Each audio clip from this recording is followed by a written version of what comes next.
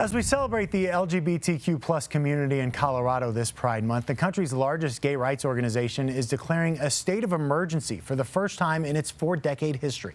The Human Rights Campaign warns the LGBTQ plus community is under attack. According to the group, this is in response to threats toward the community, homophobia and transphobia. Meanwhile, the American Civil Liberties Union says state legislatures introduced more than 400 anti-LGBTQ plus bills in the first quarter of this year. That is a new record. In its report, the Human Rights Campaign noted the good measures in place here in Colorado, including non-discrimination laws and a ban on conversion therapy. Colorado's first transgender lawmaker says it's important to fight misinformation about the LGBTQ plus community. Representative Brianna Titone is now in her 3rd term serving Jefferson County. She joined us this afternoon for a conversation on pride and politics.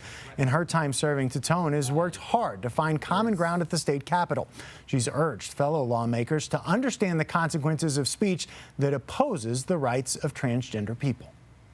What Pride Month is really about is saying that we're proud of who we are. Really important right now is to accept people and let them be who they are. One of Representative Brianna Titone's proudest accomplishments was a win garnered for Colorado farmers.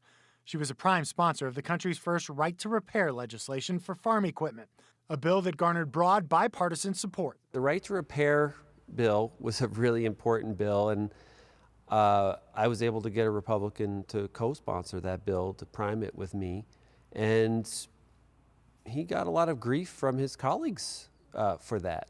Titone says she tries not to see issues in a partisan way. What it comes down to is doing the job and showing up and representing everybody the best that you can, and that's what I've always done. So when she says lawmakers spread transphobic tropes, there is such a thing as XX and XY, and no matter how much you lie to yourself, she wants them to understand the effects of their words. That's a win for everyone when we don't spread those things or have people with influence saying these things that are really dangerous and not productive for LGBT people. At a time when liberals hold a comfortable margin in the state legislature, Representative Titone spends considerable energy trying to reach those with a different worldview. And if that's the only thing that I can get done, if I can prevent them from repeating these negative things about the trans and LGBT community, then that's a win.